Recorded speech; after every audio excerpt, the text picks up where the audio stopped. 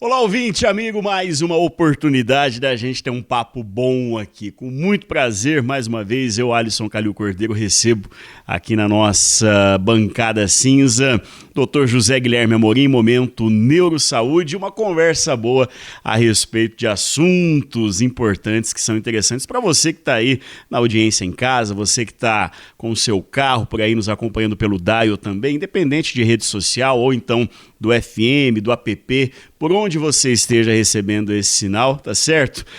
Meu amigo, passe aí para sua rede de contatos, tá certo? Indique para os amigos, né? Fala para todo mundo manter o canalzinho lá do radinho do carro salvo em 95,3. Indique o link do aplicativo para seus amigos e, claro, também compartilhe os conteúdos das redes sociais, tá bom? Doutor, maior prazer receber você aqui. Seja muito bem-vindo mais uma vez à nossa bancada, viu? Alisson, muito obrigado mais uma vez. Olá a todos aí que estão nos acompanhando. Obrigado pela audiência e compartilhar, tirar dúvidas, né? E é sempre muito bom estar aqui. Muito bacana. Você viu, rapaz, como é que o pessoal tem compartilhado os conteúdos, né, doutor? Tem andado bem, né? Bastante mesmo. Sempre chegam os pacientes no consultório, falam, doutor, fiquei com dúvida, queria uma explicação sobre isso. Às vezes até na rua mesmo, então é muito bom, é muito gratificante. E é legal também que as pessoas que já têm algum tipo de experiência contigo, elas falam, o doutor aqui, que legal e tal, um homem abençoado. A gente vê muito isso, né, nos comentários, né, doutor? É muito bom mesmo. Então, assim, muitos pacientes que eu já trato há anos, falam, doutor, não paro mais de acompanhar, é sempre bom ouvir, tirar dúvida, é muito legal. Que legal, doutor. Eu acho que tem muitas situações super especiais nesse ofício, né, de neurocirurgião, né? A gente fala que é realmente uma profissão aí, um ofício para pessoas especiais. E vocês estão sempre se utilizando, se fazendo valer das técnicas operatórias que estão à disposição, né? Cada qual no seu tempo e tal, vocês vão acompanhando a tecnologia e sempre se utilizando das técnicas operatórias. Vamos falar um pouco a respeito disso no nosso papo de hoje, no Momento Neurosaúde, para as pessoas saberem um pouquinho dessas ferramentas que vocês utilizam, né, para poder trazer o bem-estar e a qualidade de vida para as pessoas. Então, como a neurocirurgia foi uma das áreas que mais se desenvolveu nos últimos 30, 40 anos, né, os materiais, os equipamentos sofreram um aprimoramento e um aperfeiçoamento muito grande, né? E dentro das cirurgias que a gente tem feito, né, por exemplo, a cirurgia de trauma. Na nossa região, infelizmente, né, tem muitos acidentes automobilísticos. Tivemos um final de semana aí que tiveram vários acidentes na nossa região.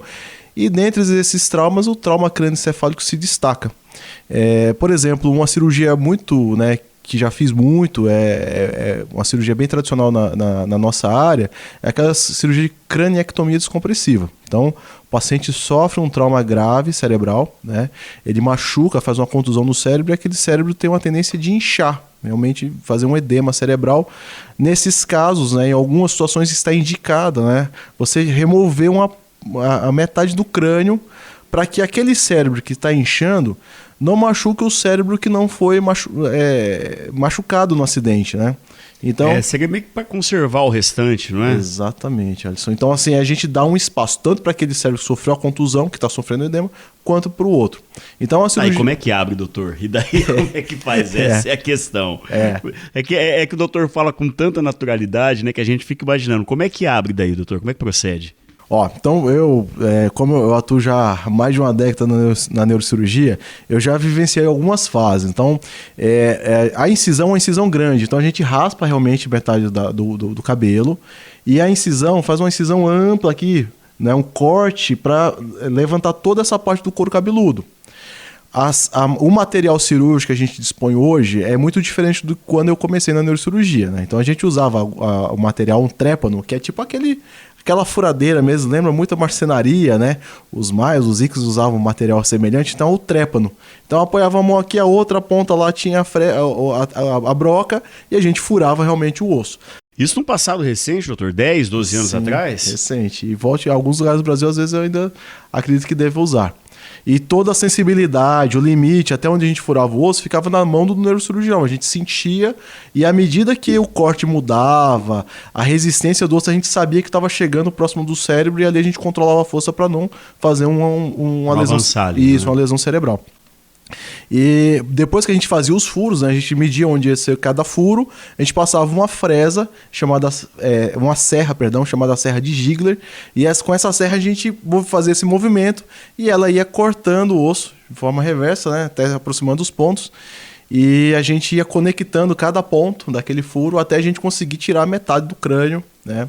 E um ponto interessante é que esse crânio, em muitas situações, a gente fazia uma outra incisão aqui no abdômen, do lado do umbigo, e guardava esse osso do crânio na barriga. Guardava, o senhor está dizendo, alojava mesmo? Sim. Dentro da barriga? Isso. Tá, mas por que esse procedimento? Esse procedimento era feito porque nessa época, né, a gente não tinha tanta disponibilidade de prótese para reposicionar, para remodelar e fazer o que a gente chama de cranioplastia, fazer a plástica que dava de novo o formato do osso do crânio. Então quer dizer, o senhor tinha que ter todo o cuidado para tirar, porque aquela peça seria reaproveitada. Exatamente. Depois de alojada no abdômen. Exatamente. Eu nunca ouvi falar nisso, parece interessante, muito interessante, doutor. E depois de quanto tempo vinha retirar aquilo do abdômen para colocar lá em cima e fazer o procedimento fechando?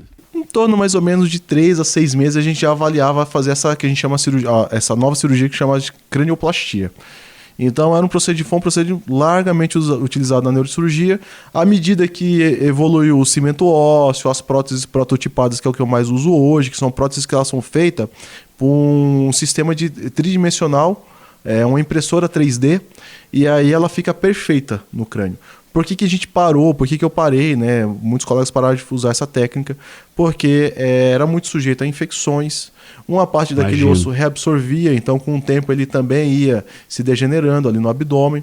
Então a gente acabou abandonando essa técnica, mas foi muito usada durante muitas décadas aí no Fazendo um paralelo, doutor, com esse relato interessantíssimo que o senhor está passando para a gente, que eu tenho certeza que boa parte da nossa audiência aí com certeza não fazia ideia disso, né? Porque realmente é muito curioso, muito curioso. Mas fazendo um paralelo, como eu dizia, doutor, como é que foi o impacto da tecnologia nesse passado recente? O senhor falava em off para a gente aqui que existem serras hoje, né, que substituem essa que você acabou de citar aí, que elas quase que não trepidam, né? Uma coisa assim que dá oportunidade de você ter uma precisão enorme no procedimento, não é? Exatamente. Então o material evoluiu muito, né? Hoje eu uso brocas que elas chegam a 100 mil rotações por minuto. E a gente segura aqui, então se você fizer um comparativo às vezes com a serra mesmo, a marcenaria, você percebe que você tem uma certa vibração. E essas fresas, né, essas serras mais modernas que nós usamos, a vibração é próximo do zero. Você segura, você aperta uma rotação máxima e você praticamente não tem nenhum tipo de vibração, lateral, superior, inferior. Então aquele acesso, né, aquela remoção do crânio que a gente às vezes demorava 1 hora para fazer numa serra de Ziegler, hoje a gente faz em nem 5 minutos. Então isso reduziu muito o tempo da cirurgia. O paciente tem menos sangramento, menos tempo de internação, menos risco de infecção.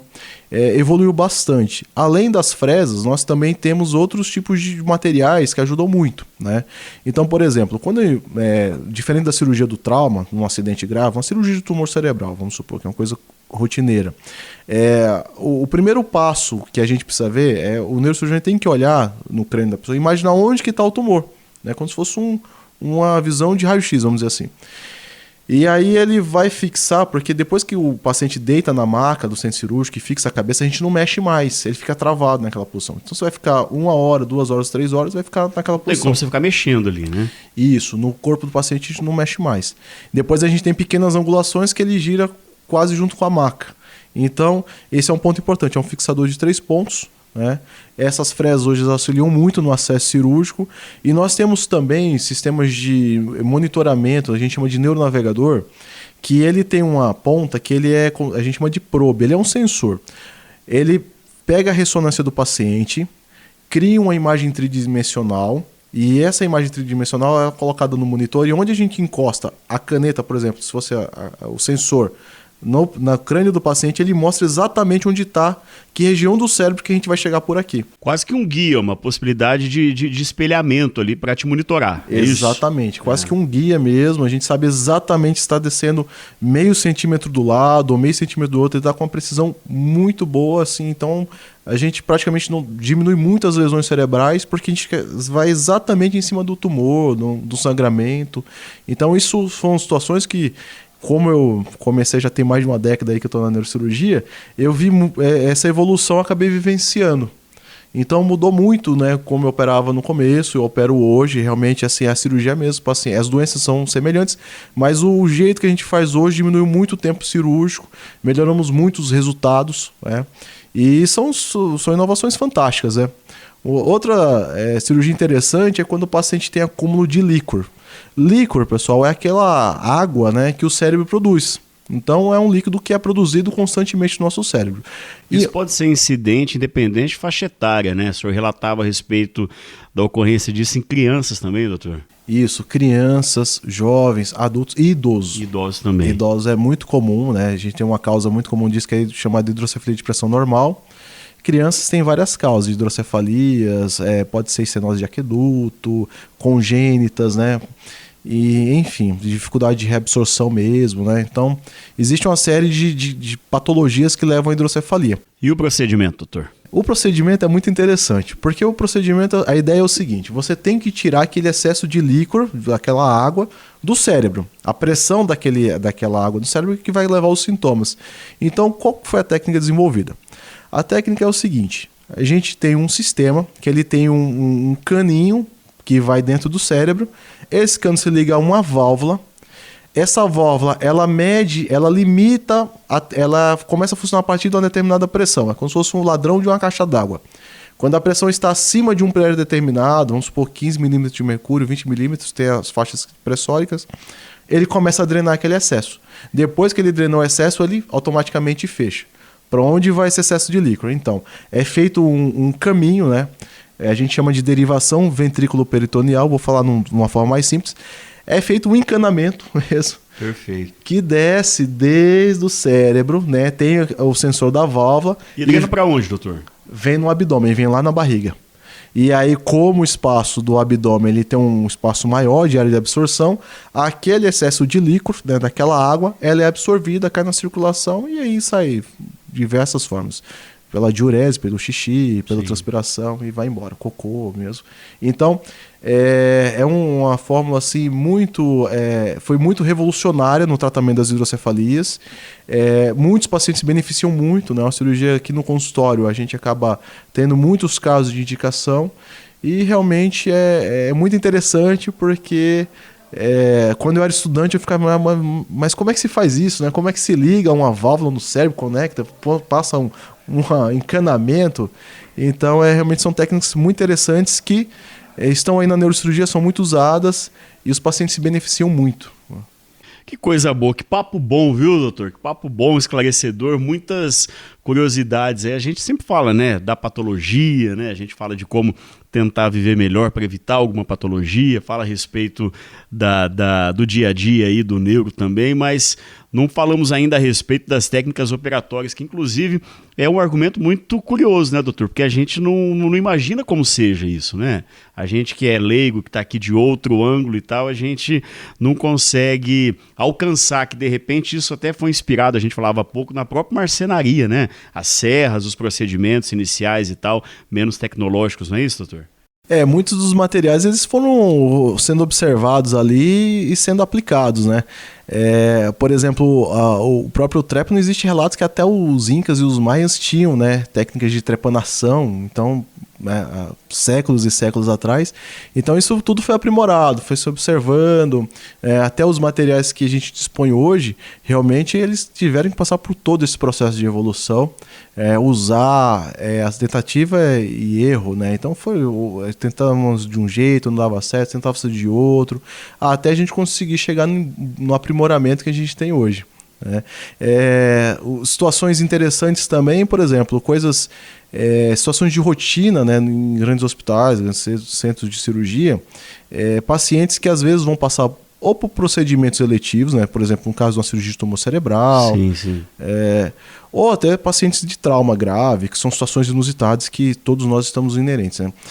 Estamos sujeitos, perdão. Então, por exemplo, o paciente sofre um trauma grave, um paciente vai passar por uma cirurgia de tumor cerebral, é preciso monitorar a pressão intracraniana.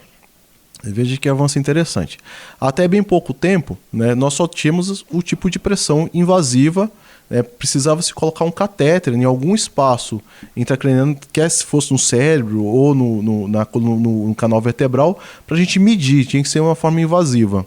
Hoje a gente dispõe de sensores, que um sensor, né, aqui na região, por exemplo, do crânio, a gente põe bem lateral aqui, esse sensor ele consegue fazer uma aferição, né, medir essa pressão ou dar para a gente uma representação se está próximo do normal ou normal. E com uma ótima precisão, não é, doutor? Sim, com certeza. Então, foi um avanço muito grande que eu vejo com muito bons olhos, a gente utiliza bastante já no nosso grupo. Então, são coisas que vêm somando, né? Pouco a pouco essas tecnologias vão aparecendo e é a função do neurocirurgião trazer isso e dispor, né, aos nossos pacientes, né? Porque isso melhora muito os nossos cuidados e nossos diagnósticos também. Que bacana, gente.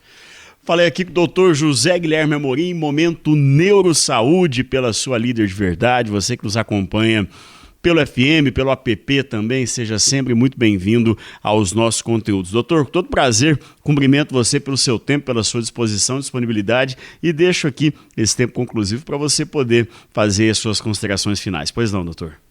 Alisson, agradeço mais uma vez a participação, agradeço a todos, né, que acompanham a gente, é muito interessante, uma área que eu amo neurocirurgia, então gosto muito de falar disso desde sempre, desde a época de estudante. E fico à disposição, né, para voltar mais vezes, aí agradeço a todos. Doutor, maior prazer recebê-lo aqui, muito obrigado, a gente fica muito feliz pela sua disposição, disponibilidade, e é muito bom saber que você é apaixonado em falar pela neurocirurgia, né, falar da neurocirurgia pra gente, porque a gente fica sabendo a respeito dessas questões, desses argumentos aí muito legais e específicos e pouco comuns no rádio, né, doutor? Então isso que é bacana, a gente ter a possibilidade de levar um conteúdo tão legal, tão profundo para toda a nossa audiência. Eu sou Alisson Calil, a gente segue por aqui no Dial em 95,3. Se você está acompanhando a gente pelas redes sociais, faça o seguinte, pega essa flechinha, manda aí, compartilhe no grupo da família um papo bom desse aqui. Eu tenho certeza que se enviar uma entrevista dessa vai ser muito mais legal do que ficar mandando lâmina de bom dia todo dia, né, Danielzinha? Muito mais legal e de muito mais resultado, né? Um abraço a você e a gente fala a qualquer hora aí.